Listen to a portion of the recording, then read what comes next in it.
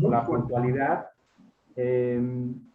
Mario nos va a ayudar a grabar hasta el fin de la sesión 1, ¿no? Como les comenté, esto para completar ¿no?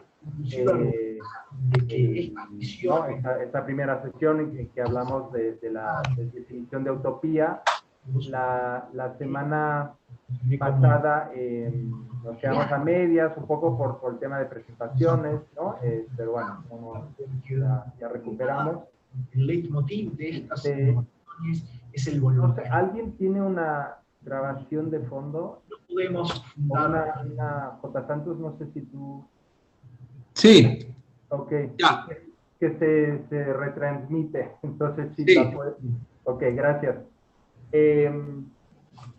Bueno, pero antes, Emiliano no pudo presentarse el día anterior. Por favor, si quieres decirnos tu nombre, qué haces y por qué te interesa este seminario. Sí, con gusto. Pues primero un saludo a todos y ahí disculpen que no les prenda la cámara, pero yo le comentaba acá a Guillem que pues estoy ahorita con el teléfono y no le funciona muy bien la cámara, pues. Pero bueno, ya mencionaba, mi nombre es completo, es Emiliano Guzmán Arriola. Yo ahorita estoy estudiando ya mi último año, séptimo semestre en la carrera de psicología, estoy en la Universidad de La Salle.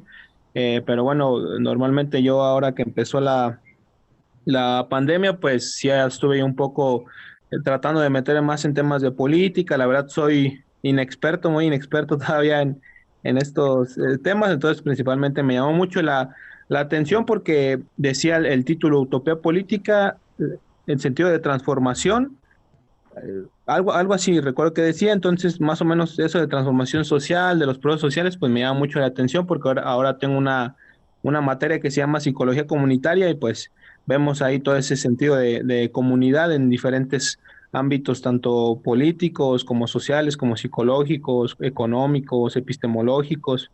Entonces más o menos yo estoy acá para aprender, para empezar a meter un poquito más de lleno en estos temas de política. Muy bien, pues muchas gracias por presentarte y espero que, bueno, al menos si no respuestas, este seminario te pueda ayudar, ¿no? A pensar en las cosas que estás estudiando y en general ¿no? Los procesos sociales, ¿no? El cambio social. Y entonces quería retomar, les voy a compartir pantalla y retomemos en el punto que nos quedamos la semana pasada, que era aquí, ¿no?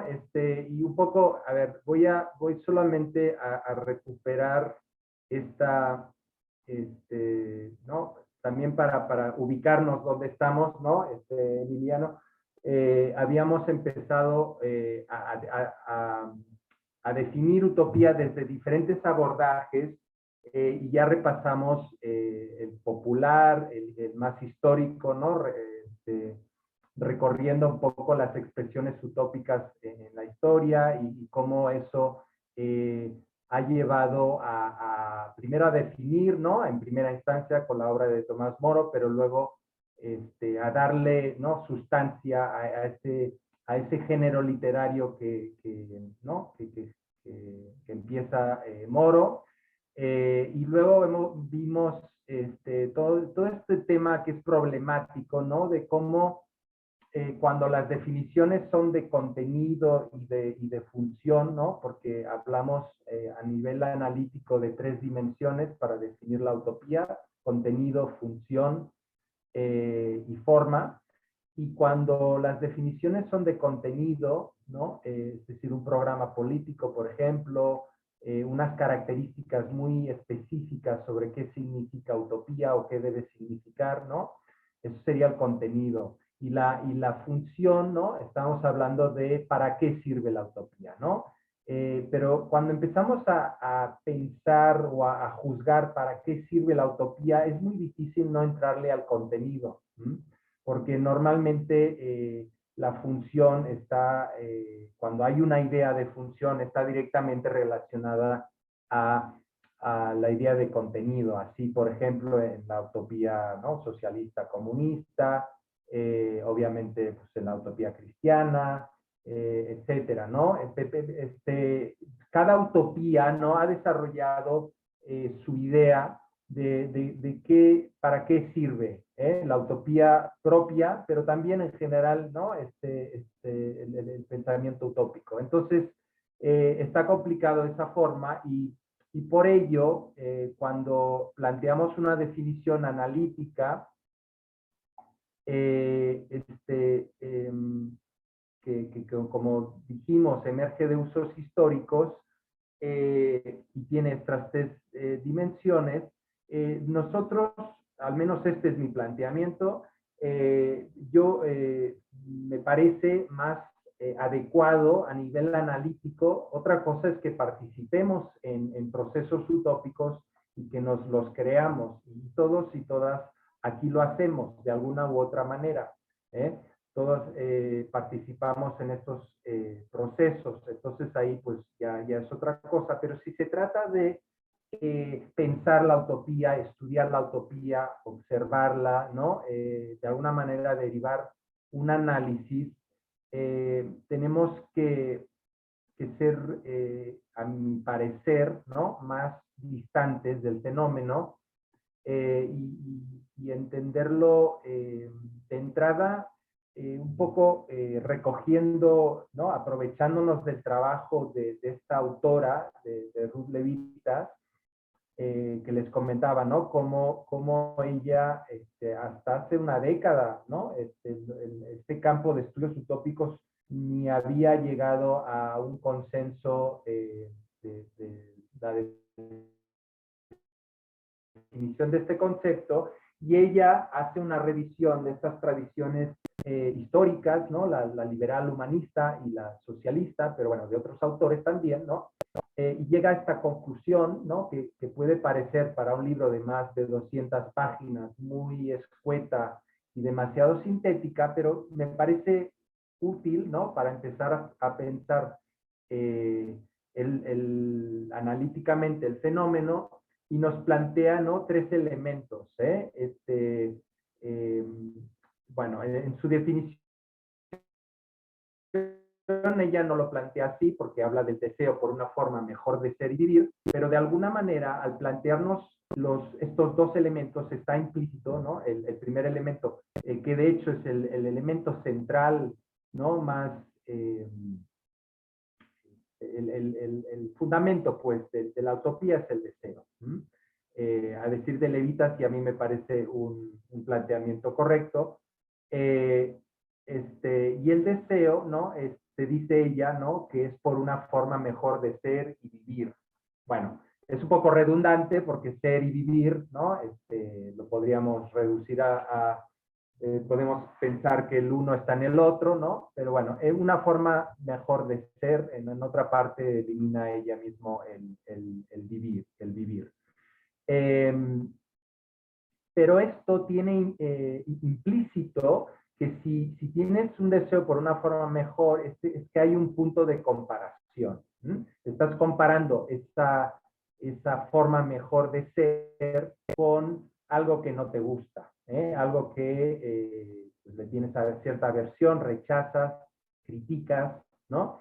Entonces, en realidad estamos hablando de tres elementos, de lo bueno, lo malo, y el deseo que de alguna manera conecta, ¿no? Hace de puente entre lo malo y lo bueno. Lo malo y lo bueno, recuerden, no es nada que ver con el sistema, ¿no?, tradicional judeocristiano, sino que depende de pues, cada grupo según lo defina.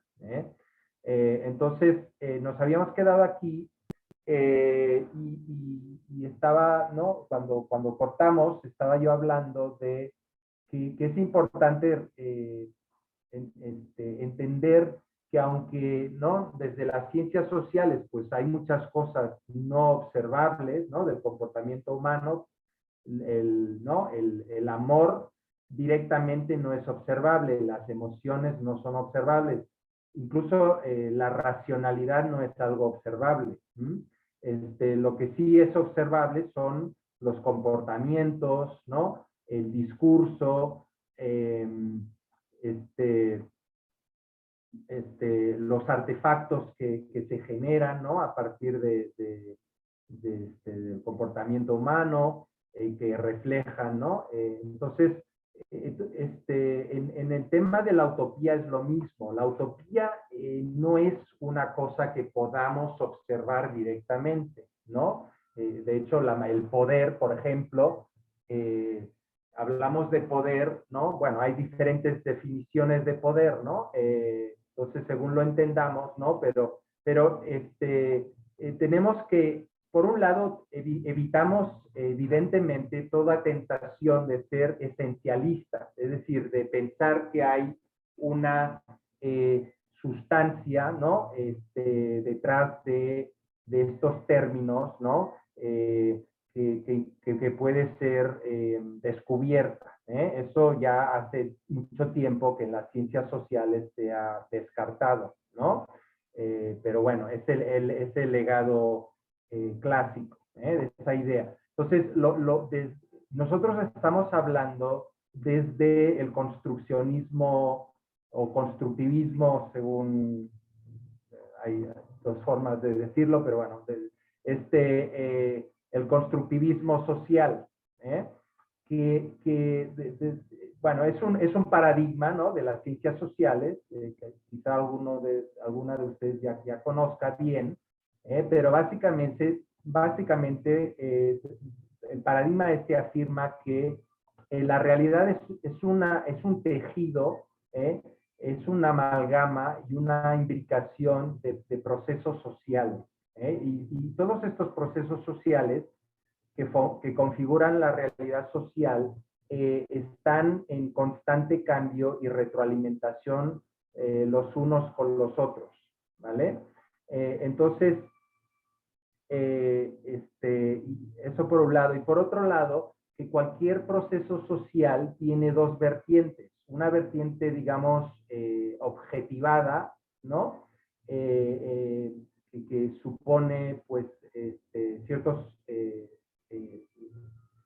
comportamientos, las instituciones sociales, los productos, los artefactos, ¿no? Que derivan del comportamiento humano. Todas estas cosas son, ¿no?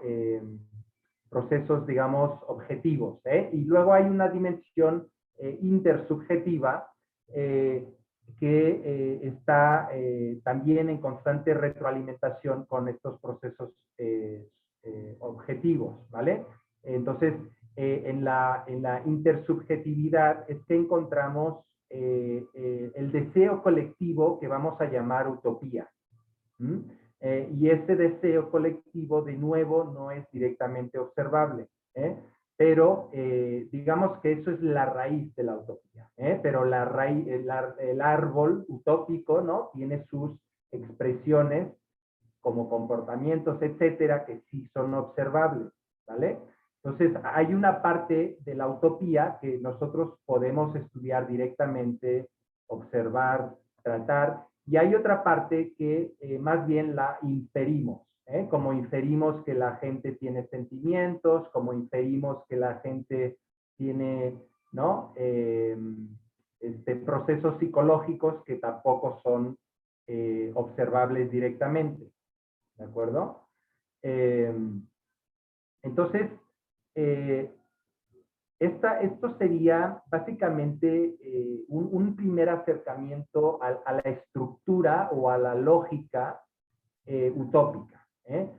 Y ya hemos comentado que tiene una multiplicidad, ¿no? Que se ha expresado históricamente de muchas maneras y que y esto no lo he dicho, pero tiene que ver con toda esta controversia de qué tanto ¿no? Lo utópico es universal o es un fenómeno occidental moderno. O sea, ahora mismo no hay que responder esa pregunta. Yo sí tengo mi opinión, ¿no?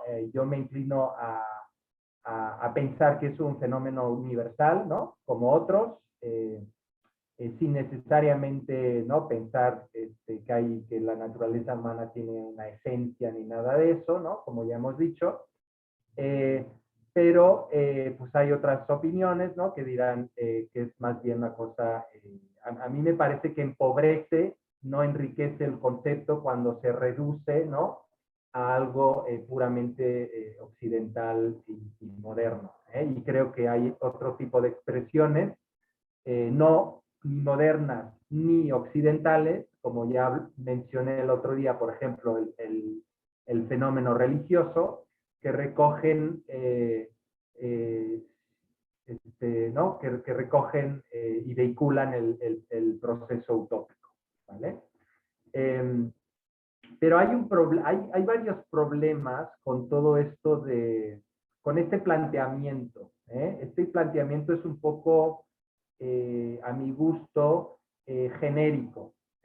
Está bien para empezar, pero no termina, esta definición de Levitas no termina de explicarlo todo. De hecho, no captura lo más interesante, a mi parecer, del fenómeno utópico. Si oyen tambores y música, es que tengo aquí al lado un concierto en la calle.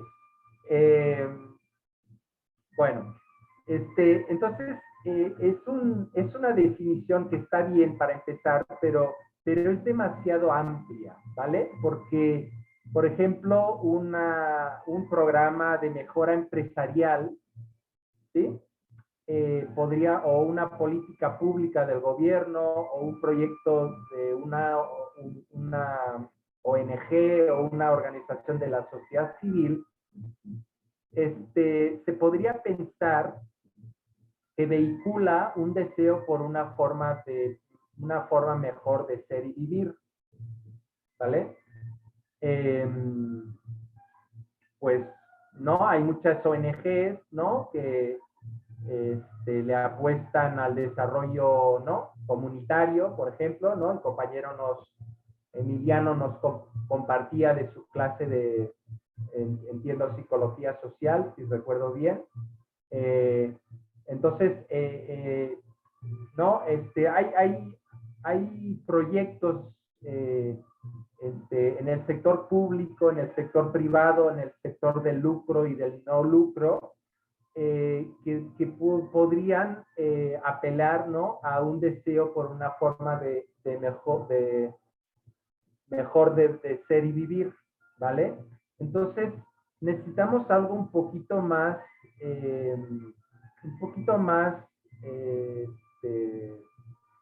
precisa, ¿vale? Y yo les propongo que y si ustedes ya han empezado a leer los textos que les envié, ¿no? Ahí está. Entonces, lo que a mí me parece que desaprovecha Levitas es que no acaba de, y esto sí lo hacen otros autores, pero ella no acaba de ver, ¿no?, de explotar este concepto de deseo. El deseo, ¿no?, si ustedes piensan en sus propios deseos, ¿vale? Piensen en el deseo de comer. El deseo de comer, claro, a nosotros nos parece algo muy domado, ¿no? Muy, afortunadamente los que aquí estamos en esta llamada, ¿no? Pues, entiendo que no tenemos problemas, ¿no?, de acceso a comida, etcétera. Entonces, es un deseo que regularmente satisfacemos, ¿no? Pero si ustedes en algún momento han estado, ¿no?, desafortunadamente en una posición, ¿no?, de pasar hambre, básicamente, ¿no? O de empezar a pasar hambre, ¿no?, aunque no sea, ¿no?, dramático. Ustedes saben, ¿no?, y también, y aún más el tema de beber, ¿no?, beber agua, cómo rápidamente ese deseo se apodera de uno, se apodera de nuestras mentes, Entonces, ese sería un primer ejemplo, ¿no? Pero ahora piensen, por ejemplo, en otros deseos, ¿no? Pensemos, ¿no? De sus propias vidas, pero así en general, ¿no? Cuando la gente habla de que me he enamorado, ¿no? Y cómo, claro, luego, ¿no? Hay pasos, ¿no? En las relaciones humanas, ¿no? Pero en el paso del enamoramiento, ahí evidentemente hay un deseo operando, ¿no? Y es un deseo que de nuevo, ¿no? Se apodera de alguna manera de nosotros, ¿eh? Entonces, los deseos, yo con esto no quiero decir que todo deseo sea irremediablemente pase a estar fuera de control, no estoy diciendo eso. Pero lo que sí quiero decir es que el deseo tiene esta calidad, ¿no? Expansiva, que no es algo que estable, pues. El deseo, ¿no? Tiende a colonizar todas nuestras vidas, de alguna manera, si es un deseo, ¿no? Hay deseos y deseos, evidentemente, y los deseos que regularmente satisfacemos, no los notamos como intrusivos, o como dominantes, pero cuando surge un deseo, ¿no? Cuando nos enamoramos, cuando mm, nos damos cuenta, ¿no? De que no sé, ¿no? En el lenguaje cotidiano tenemos ciertas, entre comillas, revelaciones, ¿no? Como que de repente se nos abren los ojos, ¿no? Para ciertas cosas y a veces no solo para volvernos cínicos, sino a veces como para convertirnos, ¿no? Este tema de la conversión, que no es un tema solamente religioso, ¿no? Sino que también nos podemos convertir pues a cualquier ideología, ¿no? A cualquier, no a cualquier, pero a determinadas cosas que se nos hacen muy afines y que de alguna manera nos apelan, apelan a nuestro ser más íntimo. Entonces, esto está en el deseo y lo interesante de la utopía es que lo que estamos hablando cuando hablamos de bueno y malo es de discontinuidades, es de trascender algo para llegar a algo no mejor, como diría Levitas, sino fundamentalmente mejor. No es y esto también me parece que Levitas no acaba de precisar bien. Cuando hablamos de la utopía, lo que estamos diciendo es que tenemos una necesidad de trascendencia, si participamos en el proceso utópico, creemos que nuestra participación en esa utopía nos va a llevar de alguna manera, que no acabamos de entender muchas veces, a trascender lo que rechazamos y a lograr ¿no? experimentar un estadio, digamos, superior en nuestra, ¿no? En nuestra conciencia, en nuestra existencia, en nuestra vivencia. Entonces, no es un paso, digamos, cuantitativo, sino que es cualitativo, es de trascendencia. Entonces, aquí lo pongo como discontinuidades porque para quedarnos, ¿no? De nuevo en el tema de la forma, ¿no? Porque si empezamos a rellenar, que lo haremos, ¿no? Lo podemos hacer en estos ejemplos, ¿no? Pero cuando ya empezamos a rellenar, ¿no? Pasamos de la forma al fondo, al contenido. Entonces, eso por un lado. Y por otro lado, lo que tenemos en la utopía es un fenómeno de totalizar no solo discontinuidades, sino también la temporalidad. Entonces, en eso consiste la utopía, en un deseo que por un lado totaliza discontinuidades, pero que las proyecta hacia el pasado y hacia el futuro.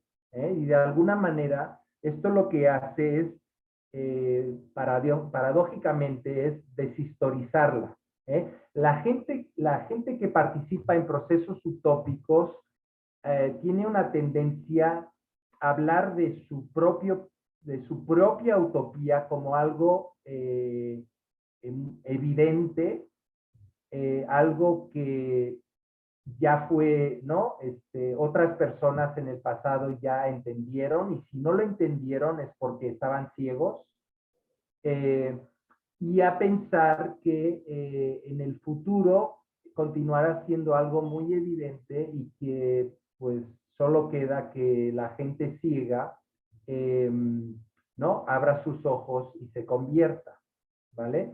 Entonces, este tipo de planteamiento, eh, este, que no es necesariamente totalitario, y aquí lo retomaré este punto más adelante, pero no estoy hablando de totalitarismo, ¿vale? Estoy hablando de totalización, que es una tendencia. El totalitarismo es un sistema ya consolidado, cerrado en ciertos sentidos, ¿no? Que sí puede ser una deriva de la utopía, pero que no necesariamente debe ser así. Entonces, pero regresando al punto, el proceso utópico tiende a pensarse como algo con su propia temporalidad eterna, aunque parezca contradictorio, ¿no? Sí hay temporalidad, lo que pasa es que la temporalidad se tiende a diluir en lo evidente que es la propia utopía. Y esto lo podemos entender también si pensamos, por ejemplo, en fenómenos, ya hablaremos de estos fenómenos más tarde, bueno, al final de esta primera sesión, el fenómeno, por ejemplo, del mito. El mito de hecho, las utopías integran mitos. Entonces, si ustedes piensan o han leído algo sobre el mito, entenderán esto, ¿no? De ser autorreferencial, y en esa autorreferencialidad lo que pasa es que la temporalidad se diluye, porque lo importante es lo, lo evidente que es el mito y cómo debe imponerse socialmente, ¿no? Ok, entonces, esta segunda definición, al menos a mí me parece que ya no agarra bien el concepto, ¿no? Y tiene capacidad de discriminación. Por un lado, con la definición de forma, lo que nos interesa es no descartar expresiones utópicas. Y por otro lado, con una definición precisa, también nos interesa no incluir fenómenos que no son propiamente utópicos, ¿no? Entonces, como les dije al principio, hay un balance, ¿no? Un equilibrio, y tenemos que ver, y evidentemente no es una cuestión solucionada, ¿no? Hay otras definiciones, y hay gente que lo ve de forma diferente, y ustedes, ¿no? Después del seminario, pues, ¿no? O durante, tomarán su decisión de cómo quieren verlo. Pero esta es mi propuesta de cómo a mí me parece que sería o que es útil pensar, ¿vale? Entonces, regresando a algunos de los ejemplos que ya hemos mencionado, ¿no? Aquí yo les pongo, pero ahí, ¿no? Dejé los 3 puntitos porque, ¿no? Las discontinuidades que cada una de estas utopías contiene, pues son muchas, y mi propósito no es hacer una lista completa, ¿vale? Eh, Yo, mire, en este punto lo que sí puedo hacer para, bueno, dejemos, no, regresemos aquí, luego iremos, luego les voy a mostrar en las conclusiones de mi tesis, ahí sí hice un inventario detallado de discontinuidades en la utopía postpartidista de este grupo que les comenté la semana pasada del Congreso Nacional Ciudadano. Entonces, digo, pueden encontrar, si tienen, ¿no? Luego de esta sesión tienen más curiosidad, la tesis está en línea y la pueden encontrar sin problema. Pero bueno, de entrada, ¿no? Fijémonos, y estas son cosas que lo tenemos muy, ¿no? Muy asumido, ¿vale? Pero que están, ¿no? Que si ustedes piensan en estas utopías, no es nada escondido, son discontinuidades muy evidentes y muy explotadas en el discurso, ¿no? Y en el planteamiento y en los ritos e instituciones, ¿no? Que se organizan alrededor de estas utopías, ¿vale? Históricamente lo han sido y lo continúan siendo, ¿eh? Son, ¿no? Estos pares que dividen, ¿no? Dividen la realidad en lo malo y lo bueno. Entonces, podemos pensar que cada una de estas utopías tiene una constelación, si quieren, de pares, ¿no? De componentes binarios, ¿sí? Que están estructuralmente relacionados, ¿no? Y que nosotros, para simplificar, pensamos en dos campos, ¿no? Pero en cada uno de esos campos hay términos que tienen su término correspondiente, ¿no? O sus asociaciones opuestas en el otro campo. Y la utopía se genera precisamente a partir de la tensión que existe entre estos pares, ¿no? ¿No? Entonces, no, otra manera de pensarlo sería, ¿no? Campos semánticos, ¿sí? Campos semánticos que internalizamos de pequeños, ¿vale? De niños, niñas, y que de alguna manera se activan por trayectoria biográfica y cultural, se activan esos campos que ya hemos internalizado y empiezan, ¿no? Y ahí empieza a jugar esto del deseo. Y las utopías lo que hacen es organizar estos campos en estructuras ya ¿no? definidas que vehiculan el deseo humano, ¿vale? De alguna manera. Evidentemente el deseo humano puede estar vehiculado hacia otros lugares, ¿sí? No todos son utopías, hay otros procesos sociales y hay deseos en esos procesos, ¿vale? Pero las utopías son un fenómeno particular, ¿no? Que sí está muy enfocado al deseo y al deseo polarizado. Podríamos pensarlo de esa forma. Es un deseo polarizado, ¿no? Con estos contrastes. Si ustedes, por ejemplo, no sé, están en la página del seminario, no sé si hayan visto este video, lo puedo poner, no, el sonido no es necesario. Lo voy a poner rápidamente, para que ustedes vean un poco, ¿no? Como, no haremos todo, pero un poquito, sí.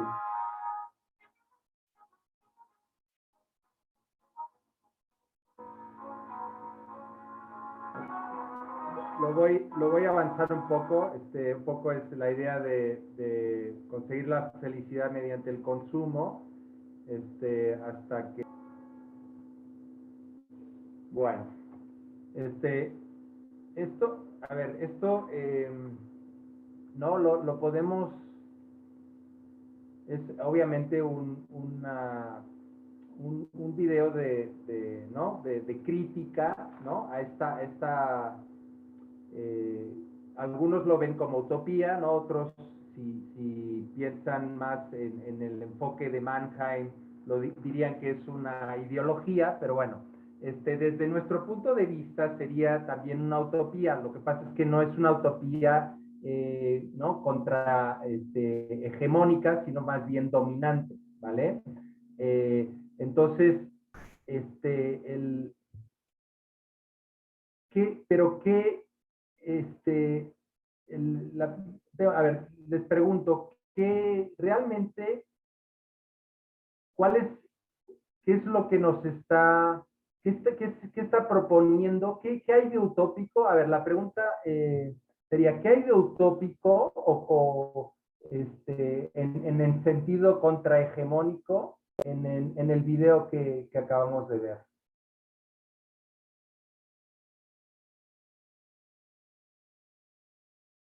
O sea, no en el sentido obviamente no es, no decimos que es una crítica a la utopía neoliberal, ok, pero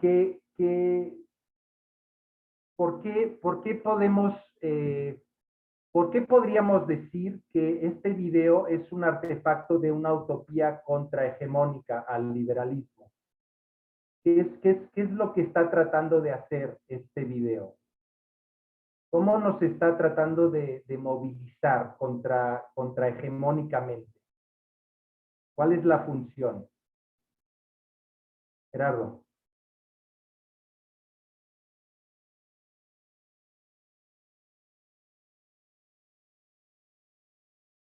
No te... Tienes el micrófono apagado. Sí, tienes el micrófono apagado, muy bien. Ahora. Ya, es que no podía. Bueno, lo que yo observo de manera inicial en el video, primero es cómo está colonizada la vida. Claro, en este caso son los ratoncitos. Podríamos decir que esta población de ratoncitos, pues de alguna manera pueden estar representando a la raza humana, ¿no? Yo estoy pensando particularmente, por ejemplo, en Lipovetsky, ¿no? En este gran libro de la Era del Vacío, cómo es colonizada la vida humana a través del consumo y de la seducción. Y esto, indudablemente, bueno, pues impulsado por todo este gran proyecto neoliberal, que habría que irnos un poco más o menos a su contexto de finales del siglo XX, que sería muy interesante. Y en este proceso colonizador de la vida, que pues nos lleva a estas llamadas sociedades del consumo, me parece que estas mismas sociedades del consumo no son novedosas, porque puedo pensar en los trabajos de Erich Fromm, particularmente en el texto de Ser o Tener, o en el texto de Marcuse, El hombre unidimensional. Ya ellos nos están hablando mucho de estas sociedades del consumo. Tu pregunta es cómo observar este proceso de dominación, y lo que me salta de este video y un poco en relación a tu pregunta, también me remite a planteamientos ya de antaño, ¿no? Cómo el mismo ser humano, en esta, inclusive lo planteabas muy bien en tus esquemas, en este proceso del deseo, como esas formas de consumir objetos, producto del trabajo que permiten la vida humana. El deseo es una manera de apropiarse de objetos, de consumirlos para la vida, pero también como llega un momento en que no solo hay objetos producto del trabajo que nos permiten consumir para la vida. También el mismo sistema proporciona a través de estos grandes procesos colonizadores, a través de la seducción, está proporcionando necesidades o está creando necesidades, vamos a decir necesidades secundarias, pero que obviamente explotan esas necesidades primarias. Yo solamente voy a mencionar una universal que me parece muy importante: la necesidad de reconocimiento social. Me parece que la necesidad de reconocimiento social, al menos que sea alguien extraterrestre, puede estar como por otros procesos psicológicos extraterrestres, pero no humanos. No hay ser humano que no tenga esa necesidad por el vínculo que establecemos socialmente de ser reconocido dentro de la comunidad o tener ese grado de aceptación que obviamente lo va a impulsar a procesos de adaptación o desadaptación social. Entonces, el reconocimiento social es una necesidad universal. Y esto me parece que llega a formar parte de, y es explotada precisamente por los sistemas de consumo, en donde y lo dicen muy bien muchos contemporáneos y también pensando en autores clásicos, incluyendo el mismo Marx, el hombre llega a convertirse también en un objeto de consumo. No solamente lo que consume, sino el ser humano se convierte en un fetiche. Ok. Gracias, Gerardo. Corine.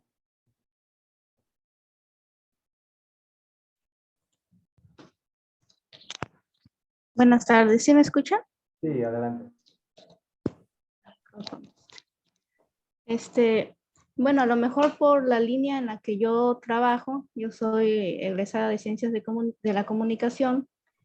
Hay un autor en lo que es ya teoría crítica, José Antonio Paoli, que hablaba de que cuando el sujeto, y me voy a ir, sí, a lo mejor a la ideología, cuando el sujeto está inmerso en este sistema, dice, se le dan muchos significados, muchas connotaciones de lo que debe ser en la vida.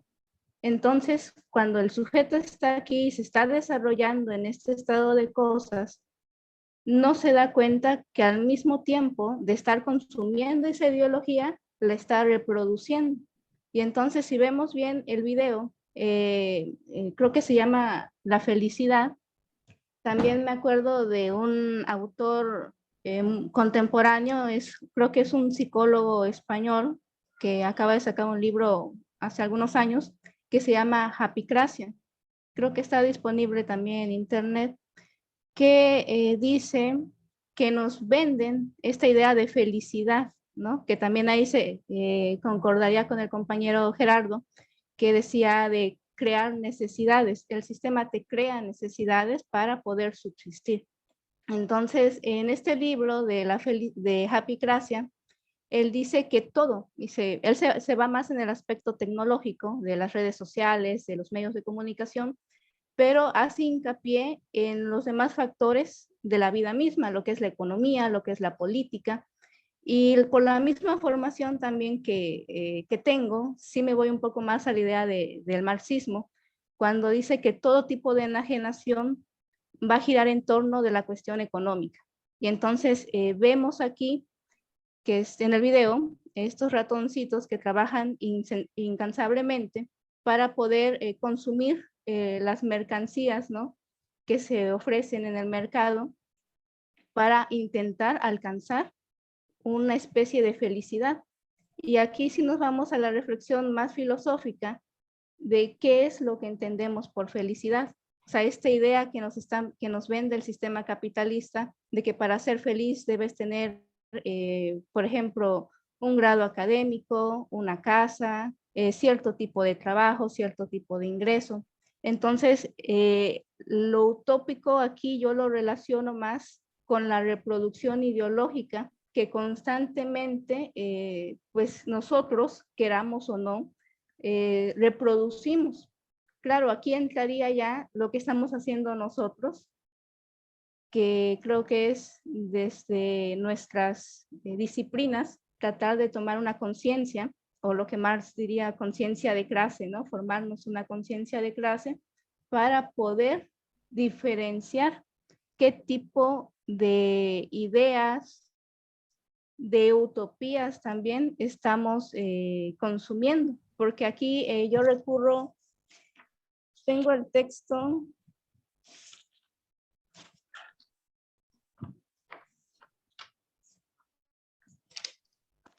Creo que es Cuauhtémoc Banderas Martínez, cuando hablaba de la mitificación, ¿no? De la utopía. No sé si es él. Ahorita, bueno, me podrían corregir. Creo que sí es él.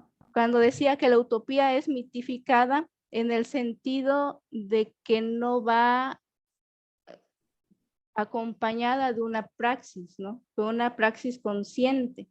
Entonces, por ejemplo, estos ratoncitos, me pongo a pensar, si uno le dice que puede tener una mejor calidad de vida, que tiene derecho a comida, a educación, a salud, ellos lo verían como algo utópico, porque dentro de su raciocinio, ellos piensan que eso es algo imposible, ¿no? Porque pues ya vimos todos los escenarios que nos ponen ahí en el video. Entonces, es importante que desde estos grupos de estudio, saber identificar lo que usted había dicho, las definiciones de utopía, propias de la utopía, y también ver cómo dentro de nuestra realidad se puede aplicar lo que estamos leyendo, ¿no? Y lo que estamos repasando, pues aquí con las lecturas que usted nos está brindando, ¿no? En el grupo. De momento eso sería todo porque tenía otras fuentes, pero para que los demás compañeros puedan participar y ya después si se puede hacer otra intervención, pues con gusto la haré. Perfecto. Gracias. Gracias, Corine. ¿Alguien más que quiera hacer algún comentario? Emiliano. Y bueno, pues trataré también ya de ser un tanto breve, pero bueno, nada más para ahí mencionar algo que pues se me está haciendo interesante en esta cuestión, como lo tratan, a la parte del, pues de la venta así ideológica que nos da hoy en día el sistema, puede ser sí neoliberal, pero yo lo veo en esta cuestión que, en cuestión ideológica, que es un tanto peligrosa y sumamente compleja por el hecho de que el deseo, para que sea deseo, pues tiene que estar como, ¿cómo se puede decir? Como integrado, tiene que estar englobado dentro de, como de una serie de fantasías o de una fantasía. Entonces yo creo que eso es lo que realmente es como ahí lo complejo, porque aparte de hablar de en cuestión a un deseo, estamos hablando de toda la construcción que en ese deseo está en cuestión a fantasías, y que al final de cuentas esas fantasías son las que precisamente hacen que estos ratoncitos o personas, por así decirlo, pues no puedan llegar a ver este tipo de cosas y que se vuelvan ciegos ante definiciones, pues sí podemos decirlo occidentales o como sea, o demasiado objetivas. Entonces yo creo que eso es lo complicado porque es atravesar la fantasía en la que ellos han, o en la que estamos realmente pues inmersos, que estamos ahí adentro. Entonces, pues todo esto que también ese libro de Epicracia también lo he agarrado de Eva Iluz y Edgar Cabanas, creo que se apellida. Es muy, muy interesante y precisamente yo creo que toca ese punto de la felicidad como una venta y también como una formación demasiado fantasiosa y que está atravesado realmente por eso y que bueno, es difícil atravesarlo y por ahí ya también había escuchado la otra vez que mencionaron a Zizek o a Zizek, que precisamente él trae eso de Lacan, que dice en cuestión a cómo es que la fantasía está estructurada por realidades, perdón, a cómo es que la realidad está estructurada por fantasías y que bueno, pues es complicado atravesar esa parte de fantasía en cuestión a las personas. Y nada más eso. Muy bien, muchas gracias. Les agradezco sus comentarios. Sí, la verdad es que este seminario pues, sí se podría tener cada semana del año porque sí hay muchas, ¿no? Muchas betas, como decía el compañero, que que podríamos, ¿no? Incursionar en ellas y desarrollar mucho lo que estamos hablando. Así que me perdonarán, pero yo lo que en este punto lo que quiero observar es algo que ya, ¿no? Observó Mannheim y otras personas, ¿no? Bloch, etcétera, que no, cómo las utopías se retroalimentan, cómo compiten entre ellas, ¿no? Para tener dominio, porque finalmente esa es su vocación. Las utopías nacen para dominar. Si no, no son utopías, son otra cosa. Pero la utopía, la vocación de la utopía es ser dominante. Eso es lo que busca. Entonces, para ser dominante significa que tienen que destronar, ¿no? Tienen que competir, tienen que luchar y tienen que cooptar, incluso a veces imbricándose con otras utopías, ¿no? Entonces, el vídeo que vemos aquí es una herramienta de una contrautopía, ¿no?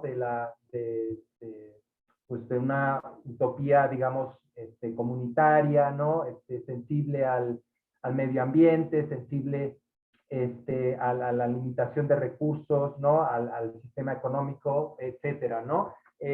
Entonces, este video es una herramienta de esta utopía para desbancar, ¿no? Para competir y para generar asco, de esa manera lo digo, generar asco en quienes lo veamos, porque, ¿no? Y por eso utilizan la figura del ratón, ¿no? Que es un animal que genera asco, y aquí a lo que va es a que nosotros asociemos el capitalismo contemporáneo con una sensación de repugnancia.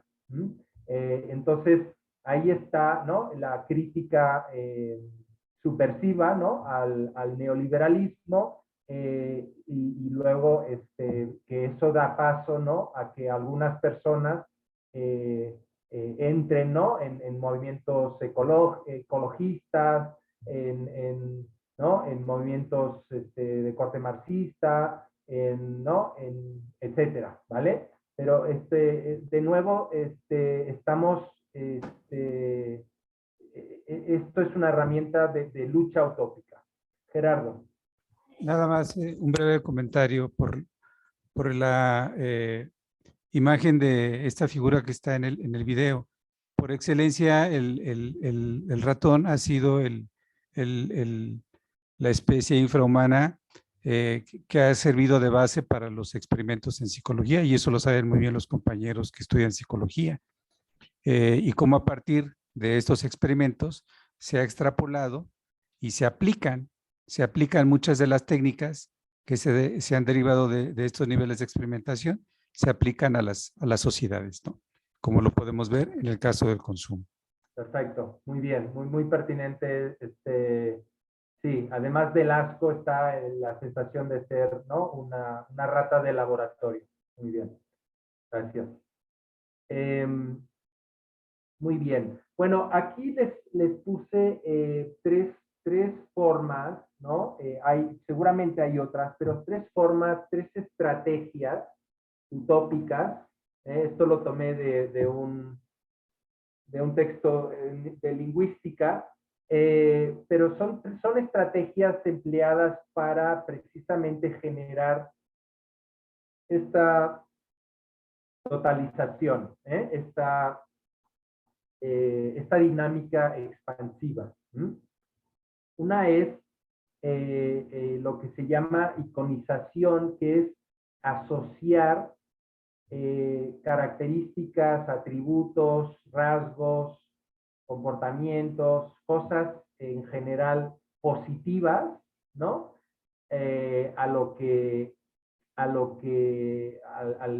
Digamos, a la parte buena, ¿no? A lo que se busca, ¿no? Utópicamente, y al revés, asociar o demonizar, ¿no?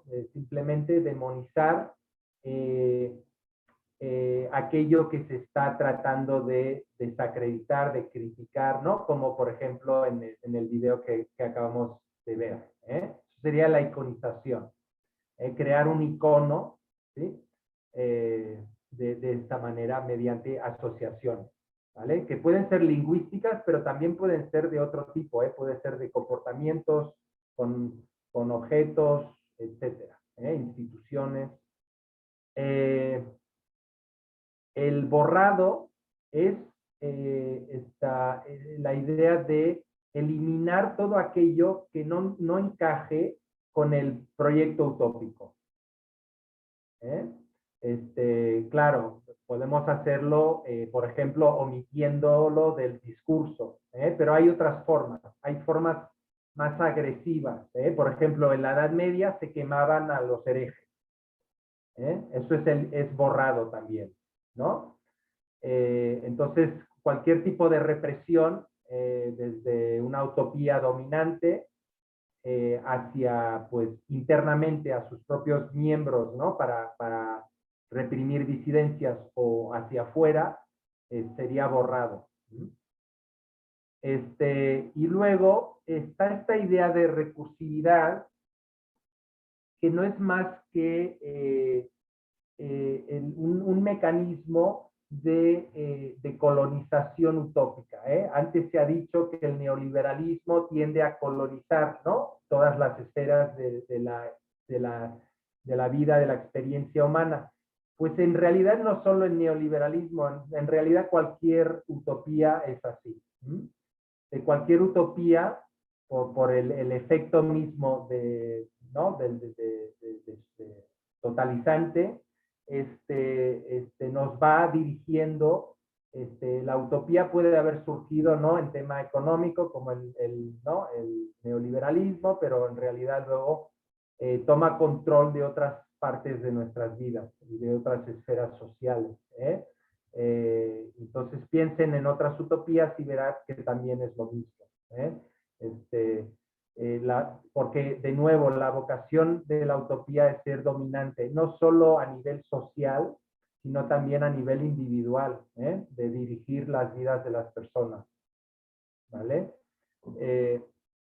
Entonces, lo que hay es que estas discontinuidades, que quizá en un primer momento las interpretamos en cierto nivel, luego se van reproduciendo en otros niveles. Puede ser del nivel social y pasan al individual, puede ser del nivel familiar y pasan al nivel laboral, puede ser, ¿no?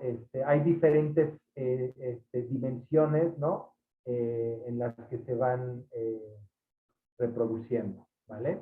Entonces, estos síntomas, que como puse aquí, nos ayudan a detectar que hay un proceso utópico. Y la falta de estos síntomas nos dice que quizá lo que hay ahí no tiene nada que ver con la utopía. Entonces, por eso es interesante, ¿no?, un poco, ¿no?, ya que no lo podemos observar directamente, el deseo, el no sé qué, pero sí podemos ver, ¿no?, las derivadas y esta tendencia totalizante, ¿vale?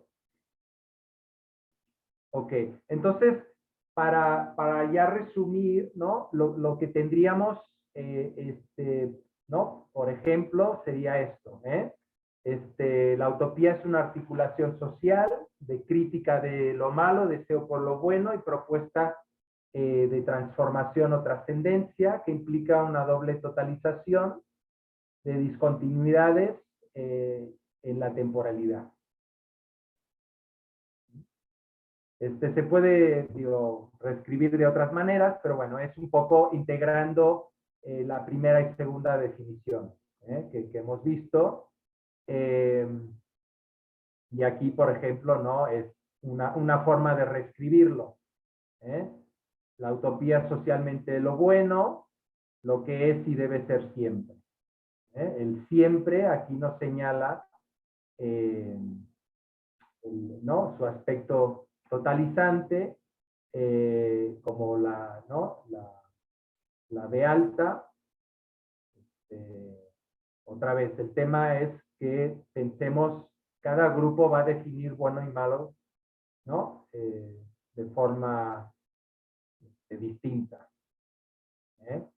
Entonces, y aquí, porque claro, hemos oído hablar de esto de que la utopía es motor de la historia, ¿no? A ver, hay dos formas de entender esta expresión. Una es que simplemente ser motor de la historia, pues claro, el motor de la historia es una metáfora muy cargada, ¿no? Entonces, motor de la historia quizá es más pensando en una definición funcional, que nosotros, o que yo más bien voy a rechazar. Pero lo que no podemos rechazar es que las utopías producen cambio social, y eso es una afirmación empírica. Si se estudian los procesos utópicos, no podemos ignorar eso, ¿no? Entonces, lo que pasa es que hay una diferencia entre el hecho de constatar que la utopía genera cambio social a decir que la función de la utopía es generar cambio social.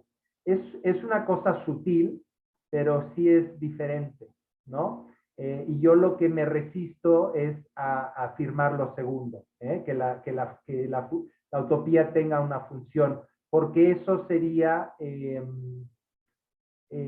a mi parecer, afirmar algo que no podemos, que científicamente no tiene demostración. Entonces, sería similar a decir que, ¿no? Detrás del cambio social hay cierta metafísica. Entonces, no, desde mi punto de vista no es necesario y no es aconsejable, ¿vale? Pero bueno, entiendo que haya gente que sí le interese tener la definición también de función. Pero desde mi punto de vista, el cambio social generado por la utopía es una cosa empírica y que debe estudiarse, porque a veces el cambio social no es bonito, a veces es para peor, ¿no? Y casi siempre, por no decir siempre, hay contradicciones. Puede ser que se avance en cierta dirección, pero a la vez, aunque parezca todo muy bonito, ¿no? Es muy difícil encontrar algo que es 100% positivo, ¿no? Entonces habrá tensión, contradicciones, etcétera. Y eso es importante estudiarlo y no asumir, ¿no? Que la utopía está moviendo la historia, por ejemplo. Y también, para terminar de completar nuestra definición utópica, me parece interesante revisar, ¿no? Estos puntos de lo que se excluye, porque algunos ya los hemos mencionado, pero otras cosas sí son, bueno, todo aquí es controvertido, y habrá mucha gente en estudios utópicos que no esté de acuerdo. Entonces, eso es otra vez lo que yo excluyo. Entonces, estamos excluyendo lo normativo o de contenido, estamos excluyendo la función, estamos excluyendo la distinción entre utopía e ideología, que es la distinción que hace Manhattan y otros. Entonces, para mí, utopía existe siempre que haya un deseo colectivo, ¿no? Que totalice discontinuidades en la temporalidad. ¿Sí? Entonces, si una utopía como la utopía neoliberal para cierto grupo de personas, yo creo que es así, porque normalmente cuando hablamos de utopía neoliberal hablamos desde lo contrahegemónico, como crítica, pero yo sí creo que hay gente que se cree que la economía, ¿no? Y el mercado, como están diseñados y como operan globalmente, ¿no? Es bueno para todo el mundo, ¿eh? Y que hay que perfeccionarlo y que la sociedad tiene que estar regida por ese régimen neoliberal, ¿no? Entonces, no voy a diferenciar entre qué tan hegemónica o contrahegemónica es una utopía. Eso es un tema empírico, no es un tema analítico de definición, ¿vale? Y tampoco, ni el tipo tampoco de cuál es la mediación social utópica, si las élites son portadoras de la utopía o si las bases, por ejemplo. Eso también es un tema empírico para estudio, ¿vale? Ni qué cambio social resulta de la utopía o qué cambio social propugna la utopía. De nuevo, eso es un tema empírico, histórico, para estudiar, ¿vale? Ni tampoco si la utopía es realizable o no es realizable, si es algo completamente imposible. Porque muchas veces, obviamente, esto depende de si uno se cree esa utopía o no se la cree, ¿no? Pero aunque los propios utópicos digan que es imposible, no deja de ser utopía, ¿eh? Mientras haya algún tipo de deseo. Igual es imposible, pero lo importante para los utópicos es el proceso, no el punto de llegada, ¿no? Evidentemente, ni si al final fracasa o tiene éxito, ¿vale? Entonces, todas estas dimensiones las voy a excluir de esta definición. A mí no me parecen relevantes.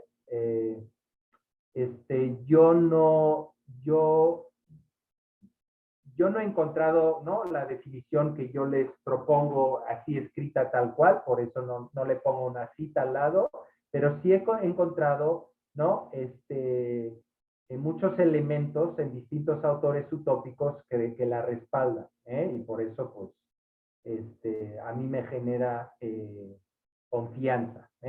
Luego, este tema de si qué tanto como Bloch, ¿no?, nos propone el fenómeno utópico, qué tanto pertenece a la misma estructura ¿no?, de lo humano, del género humano.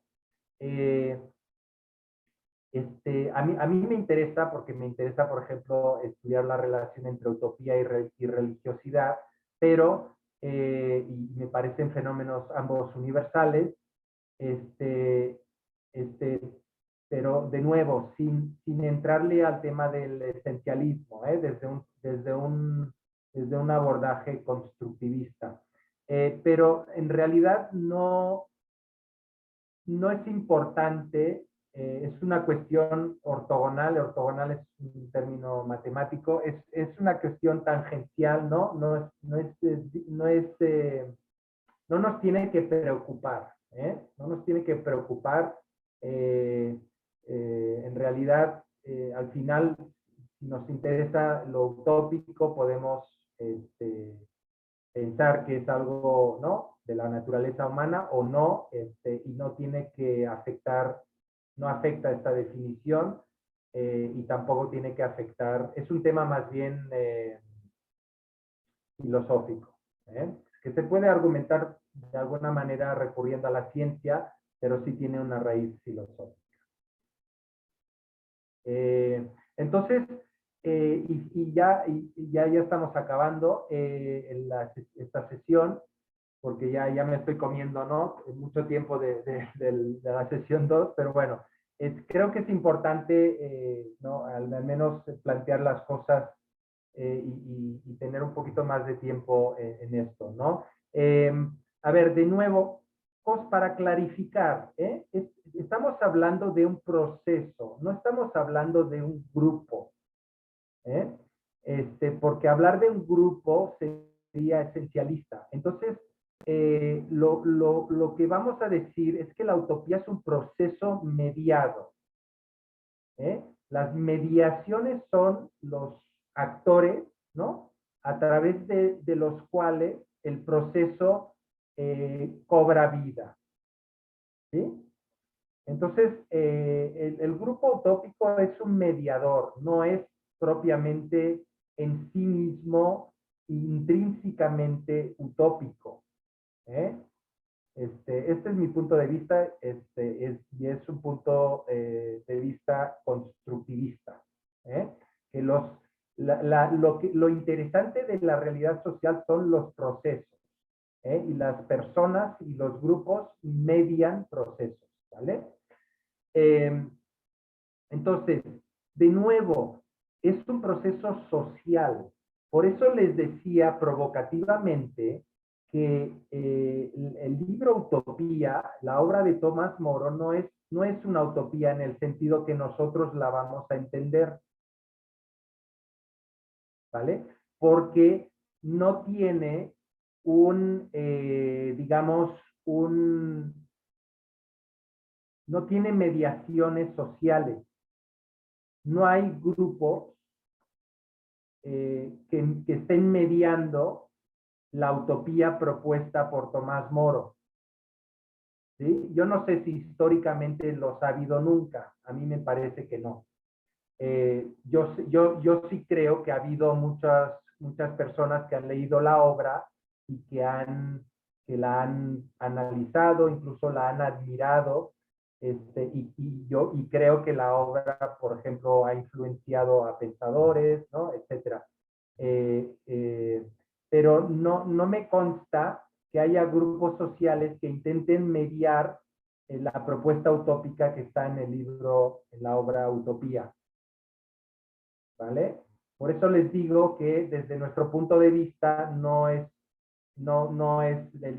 o sea, sí es una utopía en el género literario, pero no es una utopía en la manera que nosotros estamos definiéndola. ¿Sí? Y esto es contra, no sé si es contraindicativo, ¿cuál es la palabra? Contraintuitivo, ¿no? Lo que les estoy diciendo, pero, no sé, si alguien tiene un comentario o dudas sobre lo que, ¿vale? Pero para pensar en que hay un proceso utópico, tenemos que pensar en un mediador, si no, no existe. ¿Sí? Es un poco como el nacionalismo. El nacionalismo es un proceso, de hecho es un proceso utópico. Pero para que haya nacionalismo, debe haber un grupo o varios que sean mediadores de ese nacionalismo. Si no, deja de existir como tal. Las utopías son un fenómeno vivo, ¿no? Tienen su propia vida, pueden morir perfectamente como nacen. Y evidentemente van evolucionando y, como les dije antes, van compitiendo con otras utopías. Entonces, es un proceso heterogéneo, imbricado, y que va construyendo tanto discursos como prácticas sociales. Y también está, tiene esta tendencia también a objetivarse. Por ejemplo, una catedral es una objetivación utópica del cristianismo medieval. ¿Vale? Cherán, el municipio de Cherán, es la objetivación utópica para el Congreso Nacional Ciudadano. El grupo que yo estudié, para ellos Cherán es el modelo, ¿no?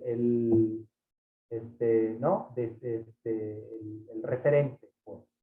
Entonces las utopías o los grupos utópicos tienden a generar estos referentes, que les sirven de guía, de pauta, de modelo.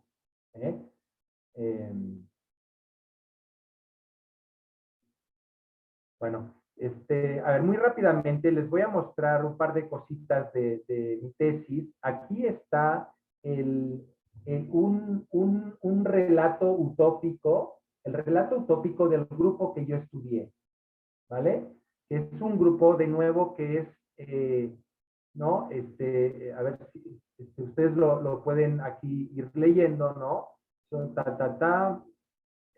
un movimiento para rescatar a México de las garras de los partidos políticos. Somos ciudadanos apartidistas que amamos a México.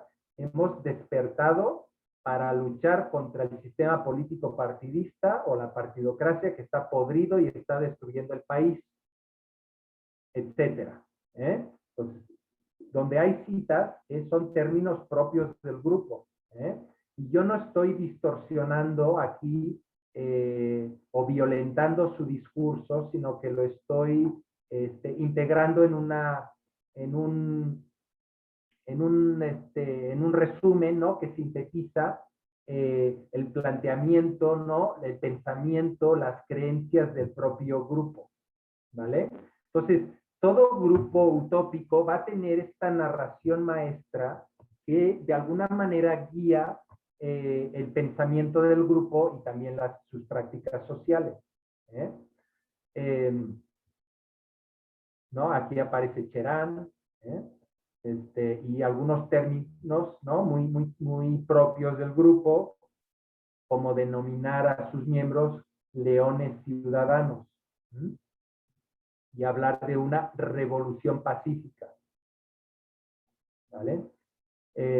Bueno, si lo quieren revisar más, les digo, está en línea, aquí tienen la página, fácilmente lo pueden encontrar, ¿no?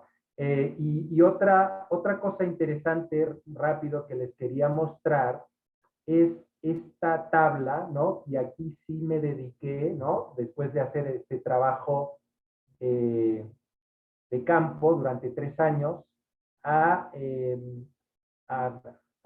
documentar estas discontinuidades, ¿no?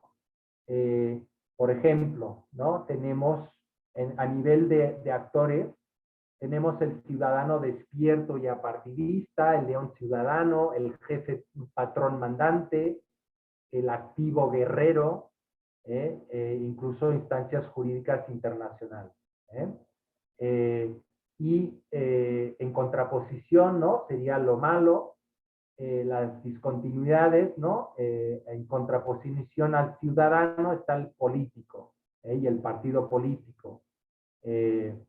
¿No? Está las instituciones públicas que de alguna manera hoy no están respondiendo a la ciudadanía. Están las personas o grupos partidistas. Cualquier cosa que sea partidista está contaminada, es mala para este grupo. Es como decir, ¿no? Pecado, pecador.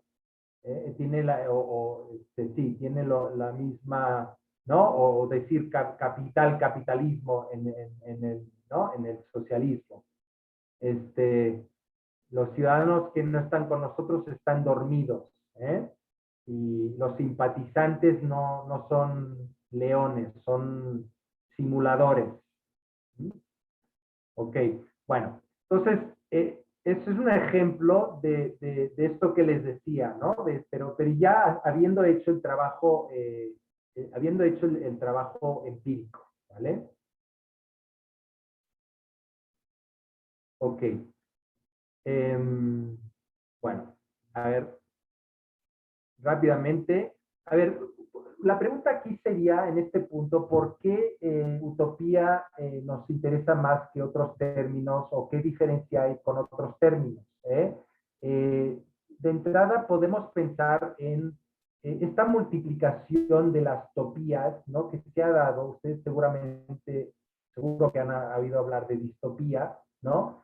Pero también hay otros utopías que han salido, ¿no? Aquí hay protopía y bueno, hay otras utopías, ¿no? Es como que se puso de moda en algún momento empezar a pensar en otras utopías, ¿vale? Y esto, desde mi punto de vista, refleja esta confusión analítica, ¿no? De lo que estamos hablando. Y, por ejemplo, el tema distopía, la verdad es que es un tema ideológico, porque pues la distopía de uno es utopía para otro, ¿sí? Entonces, bueno, se los dejo de esta manera. En cuanto al mito, ya lo hablamos antes, Corine creo que mencionó esta idea de cómo esta tabla, ¿no? Que es una tabla, es un esquema propio de Mannheim, ¿no? De asociar el mito con la ideología y finalmente con la derecha, ¿no? Con lo dominante, el orden dominante y algo que debe combatirse o en otras palabras desmitificarse, ¿no? Y que la tarea de la izquierda sería eso, desmitificar para que sea, ¿no? Para que la utopía, pues, no esté mitificada, no se contamine ¿no? de esta dinámica ideológica, ¿no? Y sirva para el cambio en el sentido de izquierda, ¿no? A ver, aquí de nuevo es importante diferenciar entre nuestros posicionamientos personales, nuestros compromisos ideológicos y intentar abordar la utopía desde ¿no? una perspectiva más distante, ¿no? más neutra. Claro que nunca podemos ser completamente objetivos, pero lo más distante o neutro posible, ¿no? Entonces, yo la verdad es que no estoy de acuerdo con el planteamiento de este autor. A mí me parece que es un planteamiento ideológico. Me parece muy bien que se hable de las izquierdas y del proyecto de izquierda. Yo me considero de izquierda, no me considero de derecha, yo mismo. Pero si vamos a hablar de utopía, también las derechas tienen sus utopías, ¿no? El fascismo perfectamente es una utopía. Entonces, y también me parece un poco, desde mi punto de vista, me parece un poco ingenuo pretender que vamos a desmitificar la utopía, porque de hecho el chiste de la utopía precisamente son los mitos que se van construyendo con la utopía. Y la utopía necesita alimentarse de mitos para operar. ¿eh? Y la verdad es que yo no creo que sea factible a nivel humano, pero tampoco realista a nivel personal, ¿no? Incluso como científicos sociales, pretender que nosotros mismos no estamos atravesados por mitos. ¿eh? Entonces, aquí, bueno, de nuevo entramos en un terreno semifilosófico, ¿no? Pero yo lo que estoy diciendo es que al menos en mi propia experiencia, ¿no? Haciendo trabajo de campo y estudiando utopías, primero los grupos de izquierda, y estoy hablando de grupos de izquierda, no tienen interés alguno en desmitificar nada. Y es más, practican la mitificación repetidamente y es un instrumento ¿no? de construcción utópica y de construcción política. Bueno, y solo tenemos que ver la política tradicional o institucional contemporánea, pero también históricamente para darnos cuenta de que de alguna manera siempre ha sido así. Pero segundo, es que la verdad no veo forma de ¿no? Desmontar y quedarnos puramente con conceptos estrictamente racionales, ¿no? La verdad es un tema filosófico, pero no, ahí, ¿no? Es un poco como la física cuántica, que no puedes determinar el lugar y la temporalidad de una partícula a la vez. Entonces, cuanto más que queramos utilizar la razón para desmontar el mito, más estamos endiosando la razón, mitificando la razón. Ese es mi punto de vista. Entonces, hay un límite a querer racionalizar todo. Hay un límite. Y cuando la razón es el único instrumento válido, entonces lo que estamos haciendo es mitificar la razón. Entonces, bueno, Bueno, y aquí hay, ya para finalizar, hay otros términos como imaginario, ¿no? Que también son hermanos o afines, ¿no? A utopía. Yo lo he resumido de esta manera, ¿no? Evidentemente, la utopía se nutre del imaginario social, que lo podríamos, digamos, oponer ¿no? A cierta realidad más tangible, ¿no? O empírica, por decir, pero la utopía tiene, ¿no? Cuerpo tanto en el imaginario como en esa realidad más tangible.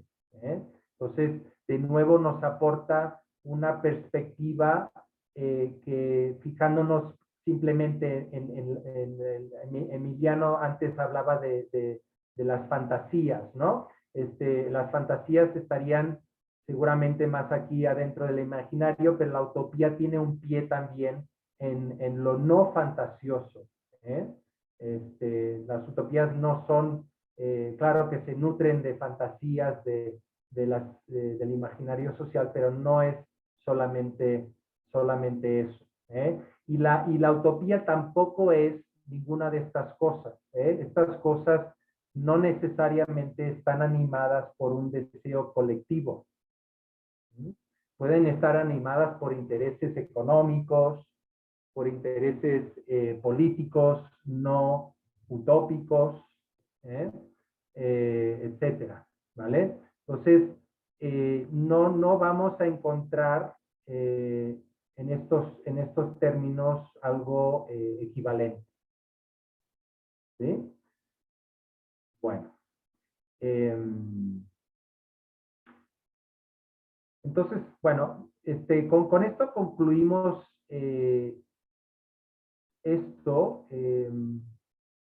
Pero bueno, vamos, ¿por qué no tenemos, ya veo que casi ni empezamos la segunda sesión, pero bueno, ni modo. Pero sí me interesaría que ustedes ahora, ¿no? Tengan oportunidad ¿no? de reaccionar a todo esto que les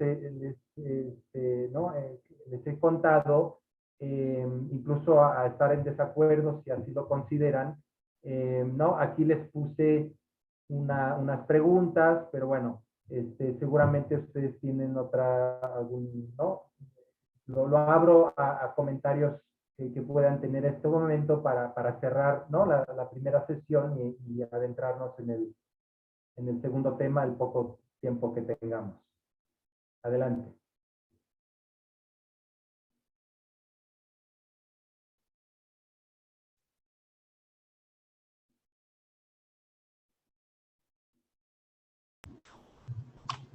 Sí, Casato. Yo quiero preguntarle, doctor, sobre el trabajo. A lo mejor estoy muy preocupado, pero no tan preocupado porque, bueno, de todas maneras tiene que salir.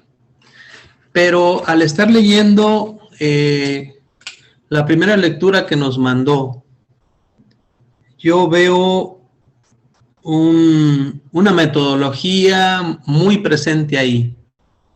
Y mi pregunta es, ¿quiere usted que tengamos un trabajo afín al que usted presenta metodológicamente? ¿O cómo lo haremos? ¿Usted nos dará algunas instrucciones al respecto? No, para nada. O sea, a ver, el trabajo que yo les pido que hagan puede ser tan... es que creo que hay un eco a ver, gracias. El trabajo que les pido que hagan puede, ¿no? Es cortito, ¿no? Creo que son 4 o 5 páginas. Y puede tener tantas referencias como ustedes quieran, o puede ser más una reflexión suya personal. Entonces, no, para nada tienen que, no les envié este artículo para modelo de nada, ¿no? Es solo para que ustedes se fijaran o tuviesen, ¿no? Una argumentación en el marco de una investigación que yo realicé y para que viesen un poco también cómo se aplica, ¿no? Estos conceptos, esta definición analítica en un caso práctico. Entonces, hay libertad ahí de cómo ustedes quieren hacerlo. ¿Sí? ¿Te contesté? Sí, gracias, doctor. Ok. Emiliano, por favor. Sí, nada más para igual comentar que, bueno, de lo que acá estamos viendo un poco, creo que se me hace pues también nuevamente pues interesante y que sí en cierta parte me ayuda a cambiar pues esta perspectiva, ahora sí digamos en cuestión de la utopía, porque nuevamente cuando tal vez yo escuchaba hablar de utopía, era hablar como de algo, precisamente como lo mencionaba, de algo en las cuestiones de lo que no es utopía, en cuestión de lo que que es algo imposible, que es algo también que es muy imaginario, muy fantaseado y que también es algo que es muy radical. Desde ese ámbito se está manejando en muchas partes y en algo tiene ahí porque hay muchos autores que sí, en varias ocasiones, pues como que niegan y reniegan esta parte de la utopía y que lo ven sí pues como algo, como un juego nada más. Entonces le digo que al menos a mí sí me resuena mucho porque precisamente eso también es mucho de lo que hemos visto nosotros acá en psicología comunitaria, en cuestión a así darle voz, no solamente a los expertos que saben en temas utópicos, sino que también estemos dándole voz o le regresemos ahora sí que el poder, por así decirlo, a las personas que pues realmente se ven afectadas por muchas cuestiones y que lo utópico ahí en cierta parte les beneficia mucho por el hecho de reconocer en cómo, en dónde están parados históricamente, socialmente, también psicológicamente y muchos aspectos más.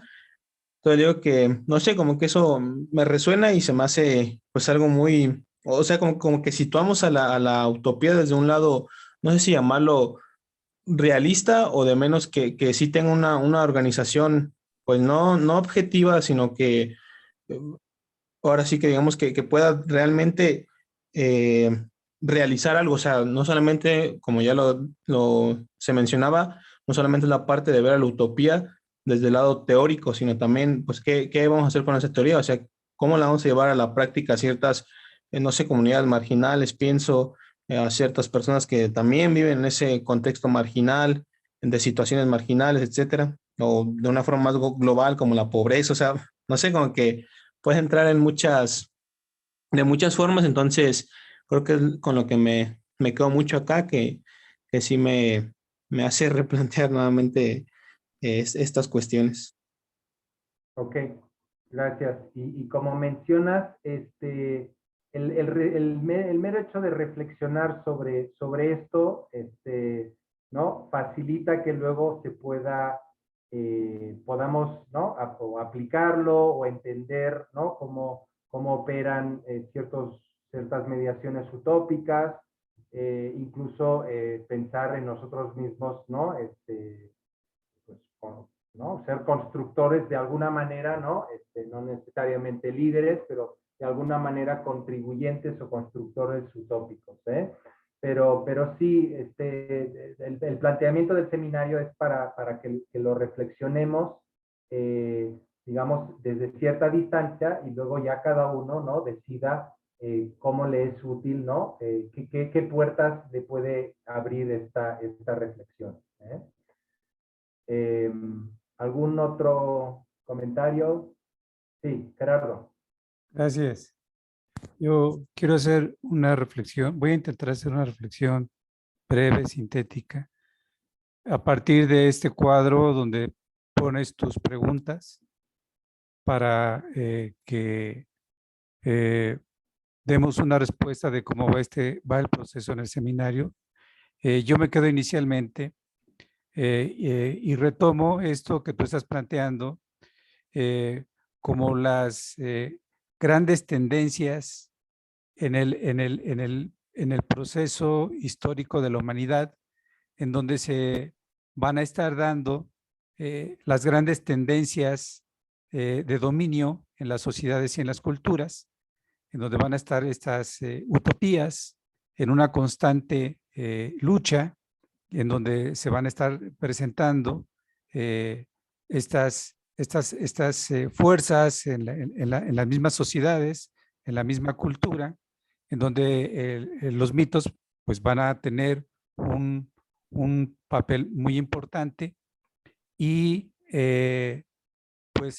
aquí vemos que hay un rebase de la utopía tal y como la plantea Tomás Moro y cómo es retomada ya por otros pensadores, inclusive en los grandes experimentos sociales del siglo XIX, y cómo lo llegan a abordar el mismo Marx, ya la utopía, y pensando sobre todo en el trabajo de Ernest Bloch, ya la utopía como lo posible, ya la utopía como lo no acontecido, pero que está en un proceso histórico. Obviamente, en este proceso histórico, en esta lucha de las tendencias que tienden a dominar esas etapas, como ahora este gran periodo o este periodo neoliberal.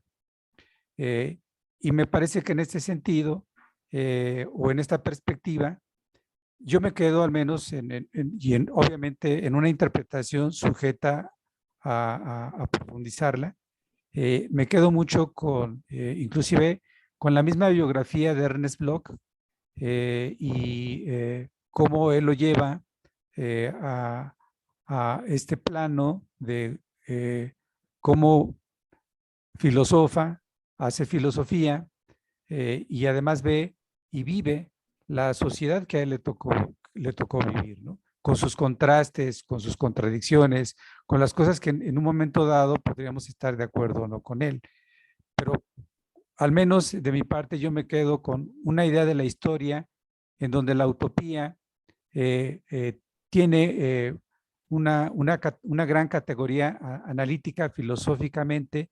Y yo diría que también tiene como un gran salto, como una categoría en donde se puede hacer teoría de cambio social y como un concepto y una categoría que puede ser utilizada en investigación social. Yo me quedaría con esa idea de que la utopía como una categoría analítica para hacer investigación, y tú lo mencionaste, eso queda así como en investigaciones empíricas, etcétera. Me parece que ahí hay todo un ámbito y un terreno muy abierto para hacer investigación. La utopía, desde mi punto de vista, sí nos ofrece un campo de investigación desde las ciencias sociales. Y en cuanto al aspecto histórico, me parece que en términos de estas grandes tendencias que van a estar presentes en este gran proceso civilizatorio de las sociedades, la sociedad, y yo me quedo con la idea de la historia como un proceso abierto, no como un proceso cerrado. Y esto de proceso abierto nos lo está ofreciendo precisamente el concepto y la categoría de utopía. Me daría elementos, por ejemplo, en esta visión ramplona, por ejemplo, de la crítica en términos del el materialismo histórico, decir, bueno, el gran fracaso de la visión de Carlos Marx de que se iban a agotar las contradicciones del capitalismo e íbamos a entrar ya a una etapa de un socialismo, ¿no? Y que además, bueno, se reforzó en el siglo XX con la llamada del socialismo real. A mí me parece que no está agotado, pero bueno, ahí hay una interpretación muy ramplona de los aspectos más importantes que están desde la teoría marxista hasta este gran movimiento cálido del marxismo de Ernest Bloch. Me parece que hay muchos elementos de pensamiento utópico en Carlos Marx que Bloch sí nos abre como esa ruta. Y también, ya nada más por último, pensando en los trabajos de Semmelmann, en el mismo conocimiento científico Él mismo, Hugo Semmelmann, plantea cómo el conocimiento científico tiene una fuerte carga de utopía, porque el conocimiento científico nos puede mostrar, nos puede develar, nos puede mostrar esos grandes procesos de cambio social. Gracias. Gracias, Gerardo. Corine. Sí. Bueno, de todas las interrogantes que nos pone ahí en la imagen, a lo mejor yo, por el proceso en el que estoy pasando ahorita, resaltaría la del estudio interdisciplinario. ¿Por qué? O sea, si tiene una relevancia social. Y lo digo porque después de checar las lecturas que se nos han enviado, yo sí he visto mucha similitud de categorías. Por ejemplo, ahorita que estamos hablando de las diferentes utopías y de que una utopía en determinado momento va a dominar otras, me recuerda mucho a Thun van Dijk o Thun van Dijk, no sé cómo se pronuncie, cuando habla de ideología. Entonces, él hace esta definición en Ideología y Discurso sobre qué es y qué no es una ideología. Y entonces ahí concuerda mucho con este concepto, sin querer ser muy simplista, ¿no?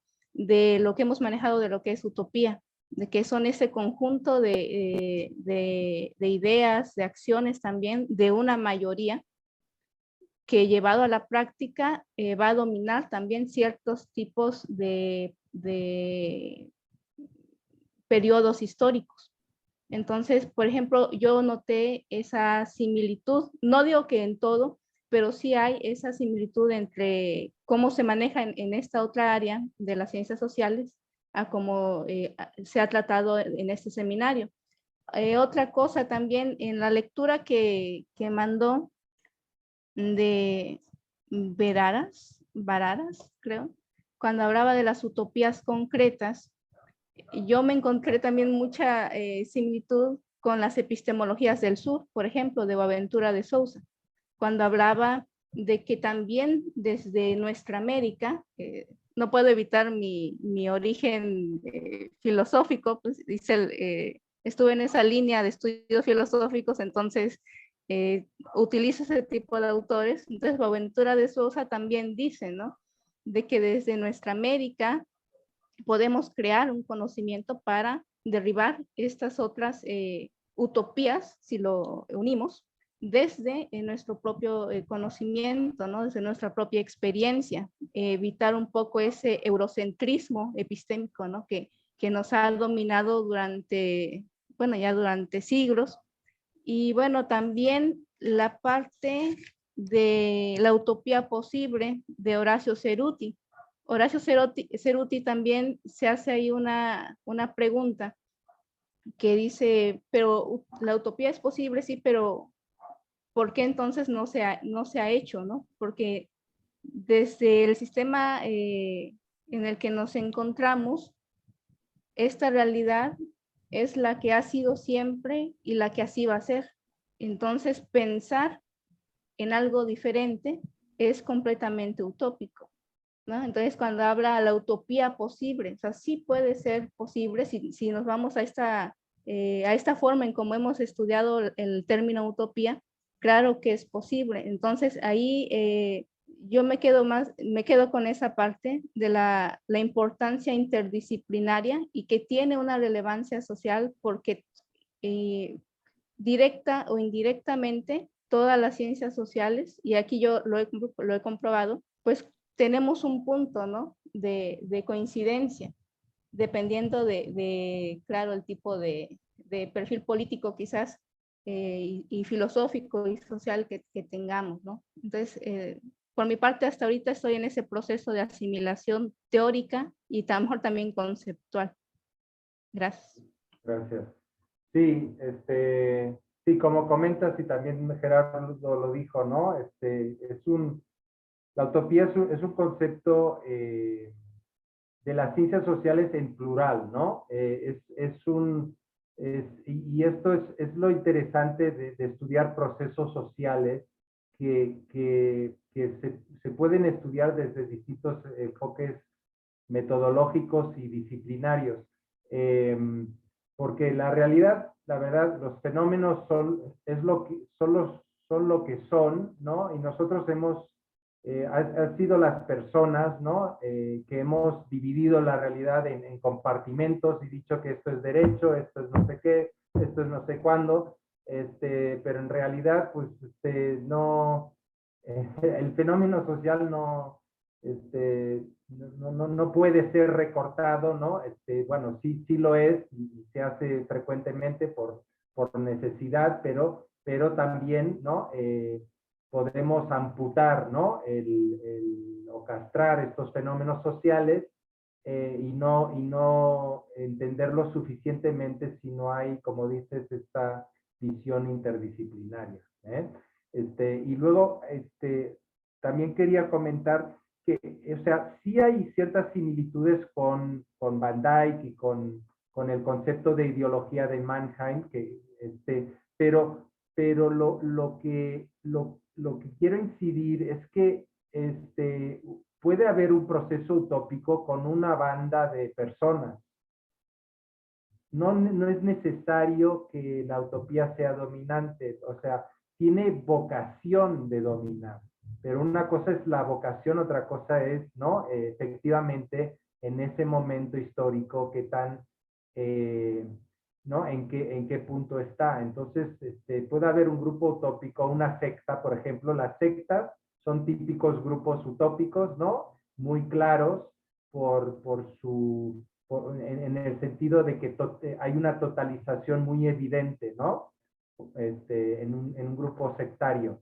Y muchas sectas son pequeñas, ¿no? Pero ahí aunque sean pequeñas, ahí se produce este fenómeno utópico, ¿no? Entonces, sí, Gerardo. Gracias. Nada más un comentario muy breve. Me parece que en esto precisamente que estás mencionando, y lo deja entrever también la compañera, la utopía tiene en sí misma un proceso dialéctico.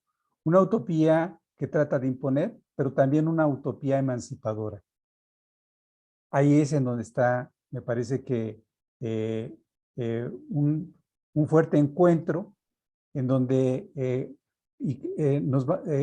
las personas en ciencias sociales, no solamente en ciencias sociales, en la lucha política o en las visiones ideológicas, van a estar inclinando la balanza, o como un proceso que impone o como un proceso emancipador.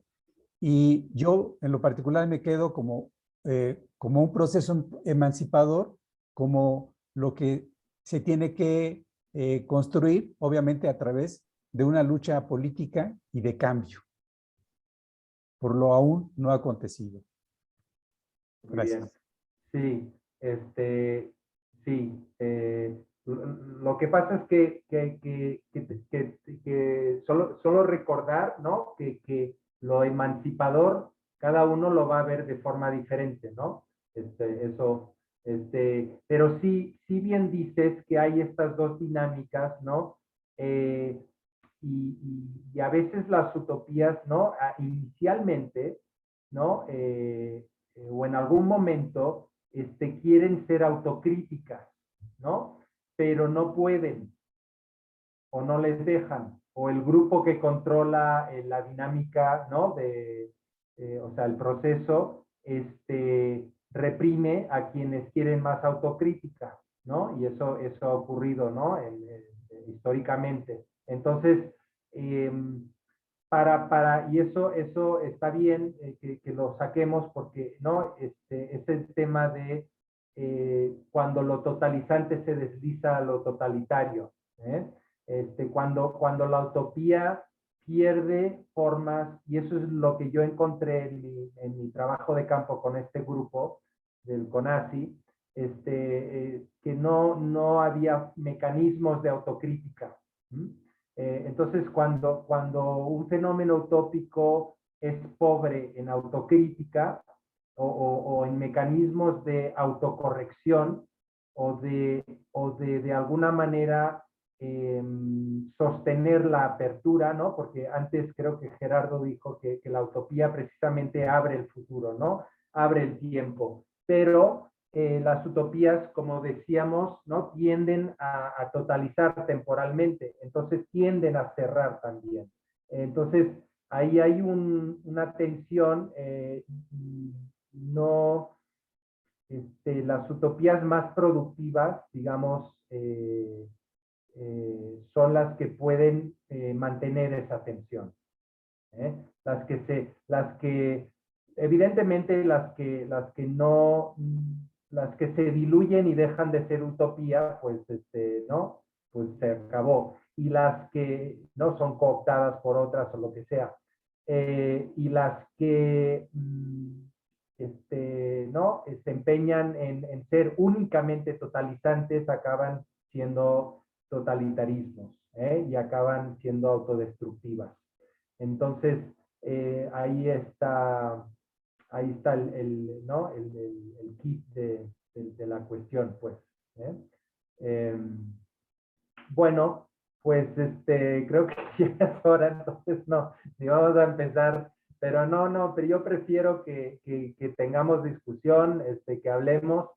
Ya déjenme pensar cómo le vamos haciendo. Igual, bueno, hay varias opciones. Igual añadimos otra sesión o igual, no sé, pero bueno, ya lo veremos. En fin, yo sí les voy a enviar mañana ya para la sesión 3 y pensaré un par de alternativas, y al principio podríamos hacer la sesión 2 muy rápido y seguir con la 3 o podríamos hacer otra cosa. Bueno, yo lo pienso y les mando, lo hablamos la semana que viene. ¿De acuerdo? De acuerdo. Muy bien, venga. Gracias, buenas noches. Buenas noches, hasta luego a todos. Buenas noches. Y descansen, bye. Igualmente. Bye. Adiós.